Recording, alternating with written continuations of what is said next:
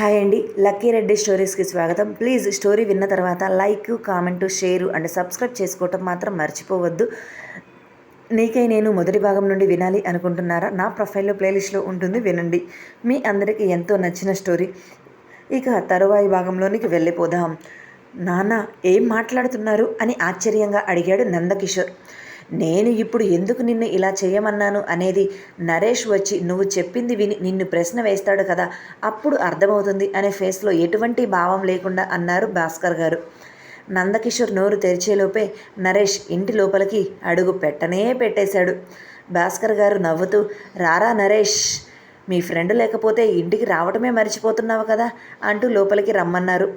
వస్తున్నాను అంకుల్. ఏంటి అందరూ కలిసి ఏదో సరదాగా కబుర్లు చెప్పుకుంటున్నట్లున్నారు, ఒకే చోట కూర్చొని ఉన్నారు అని సోఫాలో కూర్చొని కనిపిస్తున్న ముగ్గురిని చూసి అడిగాడు నరేష్. అలాంటిదేలే నరేష్, మీ ఫ్రెండు ఎవరినో ఒక అమ్మాయిని ప్రేమించాడంట, దాని గురించి చెబుతుంటే వింటున్నాము అని అన్నారు భాస్కర్ గారు. అది అంతా వినటం కూడా ఇష్టం లేనట్లుగా ఫేస్ అదో రకంగా పెట్టి వాళ్ళ వైపు చూశారు జయలక్ష్మి గారు. ఏంట్రా, నువ్వు ఒక అమ్మాయిని ప్రేమించావా? మాకు చెప్పనే లేదు. ఇంతకీ ఎవరు ఆ అమ్మాయి అని నందకిషోర్ని అడిగాడు నరేష్. అడుగుతున్నాడు కదా నీ ఫ్రెండు, చెప్పు అన్నట్లుగా కళ్ళతోనే నందకిషోర్కి సైగ చేశారు భాస్కర్ గారు. అది అని తడబడుతూనే కావేరిని ప్రేమిస్తున్నాను అని నరేష్కి చెప్పటం ఇష్టం లేదు అన్నట్లుగానే కష్టంగా తన తండ్రి వైపు చూస్తూ నరేష్తో చెప్పాడు నందకిషోర్. మీ మేనేజర్ కావేరి తనే కదా నువ్వు ప్రేమించాను అంటున్నది అని క్యూరియాసిటీతో అడిగాడు నరేష్. అవును అంటూ వాళ్ళ ప్రేమ గురించి సింపుల్గా 2 ముక్కల్లో చెప్పి, తనకంటే కావేరి 3 సంవత్సరాల పెద్దది, అయినా నేను తనని ప్రేమిస్తున్నాను, పెళ్లి చేసుకోవాలి అనుకుంటున్నాను అని స్పీడ్గా 2 ముక్కల్లో చెప్పి నరేష్ వైపు చూశాడు నందకిషోర్. ఆ తర్వాత నరేష్ ఏం ప్రశ్న వేస్తాడో అని దాదాపుగా ఊహించేసి, రేయ్ ఏం మాట్లాడుతున్నావురా, నీకంటే వయసులో పెద్దగా ఉన్న అమ్మాయిని నువ్వు పెళ్లి చేసుకోవటం ఏంటి? అసలు ఇది ఎక్కడైనా జరుగుతుందా? అయినా ఇటువంటి పిచ్చి పిచ్చి ఆలోచనలు నీకు ఎలా వస్తున్నాయిరా అని ఫేస్ అంతా అదో రకంగా పెట్టుకొని అన్నాడు నరేష్. నరేష్ ఆ మాట అనడంతోనే భాస్కర్ గారి పెదవుల మీద చిరునవ్వు అలా వచ్చి ఇలా వెళ్ళిపోయింది. అది నందకిషోర్ గమనించాడు. అడుగుతున్నాడు కదా, సమాధానం చెప్పు అని భాస్కర్ గారు కళ్ళతోనే నందకిషోర్కి చెప్పారు. నేను ఇటు మాట్లాడుతుంటే అంకుల్ వైపు చూస్తావేంట్రా నువ్వు అని నందకిషోర్ని కదిలించాడు నరేష్. కోపం, అసహనం, బాధ తనలో పెరిగిపోతుంటే విసురుగా నరేష్ వైపు తిరిగి, నువ్వు ఏం ప్రశ్న వేశావు? నాకంటే వయసులో ఉన్న పెద్దగా ఉన్న అమ్మాయిని ఎందుకు ప్రేమించాను అనా? అవును ప్రేమించాను. అసలు ప్రేమిస్తే తప్పేంటి?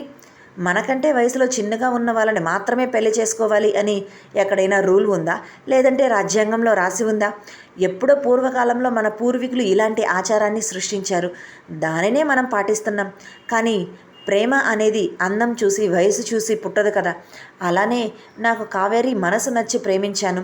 అప్పుడు తన వయసు నాకు తెలియదు, నాకంటే పెద్దది అని నేను తెలుసుకోలేకపోయాను. నా ప్రేమ విషయం తనకు చెప్పిన తర్వాత తను నాకంటే పెద్దది అని తెలిసింది. అలా తను నాకంటే పెద్దది అని తెలిసిన తర్వాత నా బ్రెయిన్ యాక్సెప్ట్ చేసిన నా మనసు యాక్సెప్ట్ చేయలేదు. ఎందుకంటే నేను తనని మనసారా ప్రేమించాను. ప్రేమ ఎప్పుడు ఎవరి మీద ఎలా పుడుతుందో తెలియదు. అలానే నాకు కావేరి మీద పుట్టింది.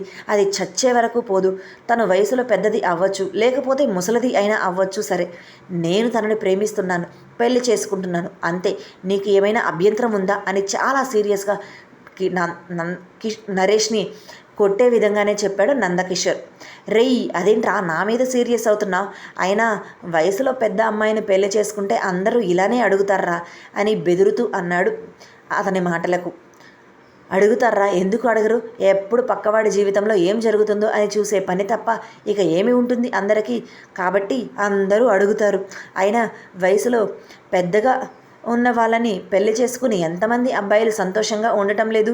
నువ్వు న్యూస్లో చూడటం లేదా? ఎప్పుడు ఎక్కడో ఒక చోట ఇలాంటి న్యూస్ వేస్తూనే ఉన్నారు కదా. వాళ్ళ సంసార జీవితం కూడా ఎన్నో సంవత్సరాలుగా సాఫీగా సాగుతుంది అని వింటూనే ఉన్నాం. అప్పుడు సరదాగా నవ్వుకున్నావు, ఇప్పుడు ప్రాక్టికల్గా రియల్గా అదే నిజం అని నా కళ్ళ ముందు కనిపించింది. అందుకే కావేరిని వదులుకోవటానికి నా బ్రెయిన్ కూడా యాక్సెప్ట్ చేయటం లేదు ఇప్పుడు అని చాలా సీరియస్గా చెప్పాడు నందకిషోర్. ఓకేరా, దానికి ఇంత సీరియస్గా చెప్పాల్సిన అవసరం ఏముంది? నువ్వు ప్రేమించావు కాబట్టి పెళ్లి చేసుకుంటావు, మీరిద్దరూ సంతోషంగా ఉండటం కావాలి, అంతేకాని చుట్టుపక్కల వాళ్ళ మాటలు పట్టించుకోవాలి అని కాదు. ఏదో సినిమాల సెలబ్రిటీలు అలా చేసుకున్నారు అని మనం చేసుకుంటే జీవితం సాగుతుందా అని ఒక చిన్న ప్రశ్న వేశాను. అంతే, నువ్వు తనని ప్రేమించావు, తను నిన్ను ప్రేమించింది. మీరు ఒకరిని ఒకరు ప్రేమించుకున్నప్పుడు మధ్యలో మాకు వచ్చిన బాధ ఏంటి?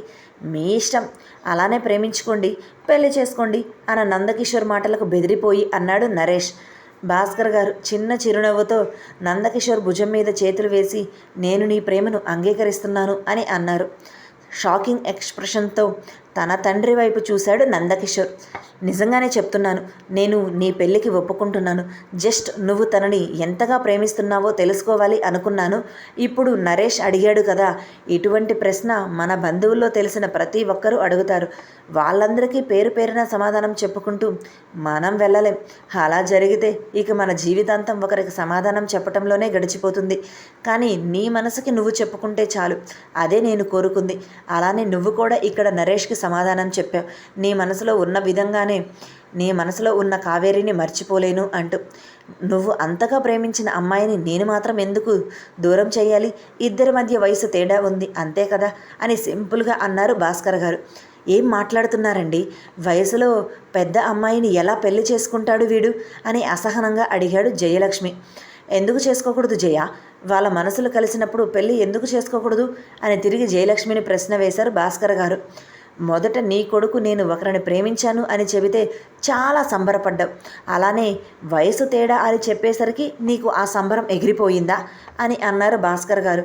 అది కాదండి అని నసుగుతూ ఉంది జయలక్ష్మి. సమాధానం ఏం చెప్పాలో అర్థం కాక. ఏది కాదు, చూస్తూ ఉండు. వాళ్ళిద్దరి పెళ్ళి జరిగిన తర్వాత నీ కళ్ళ ముందు ఎంత సంతోషంగా ఉంటారో అనేది.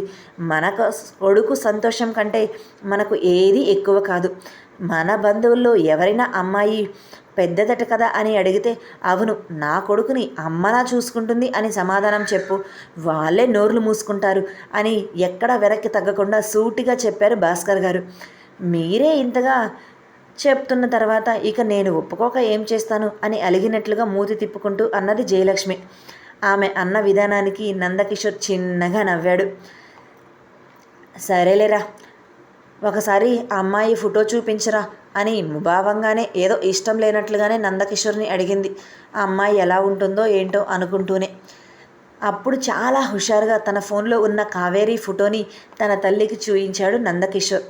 ఫోటోని చూసిన జయలక్ష్మి, అమ్మాయి చాలా బాగుందిరా, నీకంటే వయసు పెద్దగా ఏమీ అనిపించటం లేదు, కోలమొహం, చిన్న కళ్ళు, చిట్టి ముక్కు, నాకు అమ్మాయి చాలా బాగా నచ్చిందిరా అంటూ కావేరీ ఫోటోని చూస్తూనే పొగుడుతూ, ఏవండి చూడండి, మీరే మన కోడలు ఎంత బాగుందో అని. అప్పటి వరకు వయసు ఎక్కువ ఉంది అని వద్దు అని చెప్పిన ఆమె ఇప్పుడు తన కోడలు అంటూ తన భర్తకి కావేరీ ఫోటో చూయించింది జయలక్ష్మి. నీకు అమ్మాయి నచ్చింది కదా, అది చాలే, మహాలక్ష్మిలా ఉందిరా, ఈ అమ్మాయే నా ఇంటి కోడలు, ఇది ఫిక్స్ అని నవ్వుతూ నందకిషోర్ భుజం మీద చేతులు వేసి అన్నారు భాస్కర్ గారు. థ్యాంక్ యూ అమ్మా, థ్యాంక్ యూ నాన్న అంటూ ఇద్దరి చుట్టూ చేతులు వేసి నవ్వుతూ అన్నాడు నందకిషోర్. అంకుల్, నేను ఒకసారి చూస్తాను, ఫోన్ ఇవ్వరా అని ఆశగా నరేష్ అడిగాడు. చూడరా అంటూ భాస్కర్ గారు ఫోన్ నరేష్కి ఇచ్చాడు. నరేష్ కావేరీ ఫోటోని చూసి, నిజంగానే అమ్మాయి లక్షణంగా ఉందిరా, నీకంటే వయసు ఎక్కువ లేకపోతే నువ్వంటే ఇష్టం లేక అలా వయసు ఎక్కువ తేడా చెప్పిందా అని డౌట్గా అడిగాడు నరేష్. ఆ మాటకు నందకిషోర్ గుర్రుగా చూశాడు. అంటే తనని చూస్తుంటే చాలా వయసు చిన్నగా అనిపిస్తుంది, నువ్వు చెప్తుంది అంతా అబద్ధమేమో అని, అందుకే అలా అడిగానులేరా, ఎందుకు అలా కోపంగా చూస్తావు అని చిన్నబుచ్చుకున్నట్లు అన్నాడు నరేష్. నందకిషోర్ నవ్వటంతో, అమ్మయ్య నవ్వావా, ఇంతకీ మా చెల్లెమ్మని ఎప్పుడు మాకు పరిచయం చేస్తావు అని నవ్వుతూ అడిగాడు నరేష్. చేస్తానులేరా, ముందు నా ప్రేమ తను ఒప్పుకున్న తర్వాత అంటూ కొంత ఆనందం కొంత బాధ కలగలిసి అన్నాడు నందకిషోర్. మీ ఇద్దరి లవ్ స్టోరీ గురించి చెప్పు, ఎలా పరిచయం అయ్యింది, ఎలా ప్రేమించుకున్నారు అని క్యూరియాసిటీతో నందకిషోర్ వైపు చూస్తూ అడిగాడు నరేష్. అది అంతా ఇప్పుడు నీకు చెప్పేది కాదు కానీ తర్వాత చెప్తాను. సరే పద ఇద్దరం బయటకు వెళ్దాం అంటూ నరేష్ భుజం చుట్టూ చేతిని వేసి అక్కడి నుంచి తీసుకొని బయటకు వెళ్ళిపోయాడు. అమ్మాయి చాలా బాగుంది కదండి, ముచ్చటగా, నాకైతే చాలా బాగా నచ్చేసింది అంటూ జయలక్ష్మి భర్త పక్కన కూర్చొని సంతోషంగా చెప్పింది. అదేంటి, వయసు ఎక్కువ అని నీ కొడుకు చెప్పాడు కదా, అది నీకు చాలా పెద్ద ప్రాబ్లంగా అనిపించటం లేదా అని కావాలి అని అన్నారు భాస్కర్ గారు. ఆ తొక్కలో వయసులే, ఏదో 3 సంవత్సరాల ముందు పుట్టింది ఆ అమ్మాయి, మనవాడి కోసమే రాసిపెట్టి ఉంటే ముందు పుడితేవేంటి వెనక పుడితే ఏంటి, నాకు మాత్రం అమ్మాయి పిచ్చగా నచ్చేసింది. మీరు త్వరగా వాళ్ళ తల్లిదండ్రులతో మాట్లాడి సంబంధం కుదిర్చేయండి. ఎంత త్వరగా వీలైతే అంత త్వరగా ఆ అమ్మాయిని మన ఇంటికి తీసుకొని రావాలి అని ఆర్డర్ వేసినట్లే అన్నది జయలక్ష్మి. నీకు ఏది వచ్చినా తట్టుకోలేం. సరే అలానే, ముందు అమ్మాయి ఒప్పుకోలేదు అన్నాడు కదా, ఆ అమ్మాయి ఒప్పుకున్న తర్వాత మన నిదానంగా మాట్లాడదాం అని అన్నారు భాస్కర్ గారు. ఆ అమ్మాయి ఒప్పుకుంటుంది, ముందు అమ్మాయి తల్లిదండ్రులతో ఒక మాట వేసి ఉంచండి, ఎందుకైనా మంచిది అంటూ. మీరు టీ తాగుతారా, లేదంటే ఏకంగా బిర్యానీ చేస్తాను, హ్యాపీగా తినచ్చు కదా. నా కొడుకు ఇంత గుడ్ న్యూస్ చెప్పిన తర్వాత ఇలా ఉత్త టీతో మీకు సెలబ్రేట్ ఎలా చేస్తాను అంటూ గబగబా వంటగదిలోనికి వెళ్ళింది జయలక్ష్మి. వెళుతున్న ఆమె వైపే నవ్వుకుంటూ చూసుకున్నారు భాస్కర్ గారు. తన ఫ్రెండ్స్ అందరితో హ్యాపీగా టైం స్పెండ్ చేసి ఇంటికి వచ్చిన నందకిషోర్కి ఘుమఘుమలాడే బిర్యానీ వాసన గుమ్మంలోనికి వచ్చింది. అమ్మా, నాకోసమేనా ఈ బిర్యానీ అంటూ ఇంటి లోపలికి అడుగు పెట్టాడు నందకిషోర్. నీకోసమేరా, త్వరగా నువ్వు నా కోడలు ఇంటిలోనికి తీసుకొని వస్తే అంతకు మించిన స్పెషల్స్ నీకు చేసి పెడతాను అంటూ వాళ్ళకు కడుపు నిండా భోజనం బిర్యానీ పెట్టింది జయలక్ష్మి. అలా ఆ రోజు రాత్రి అక్కడి నుంచి హైదరాబాద్ బయలుదేరి వెళ్ళిపోయాడు నందకిషోర్. ఇప్పుడు నందకిషోర్ కావేరిని తన ప్రేమ విషయంలో ఒప్పించగలడా? కావేరి ఒప్పుకుంటుందా?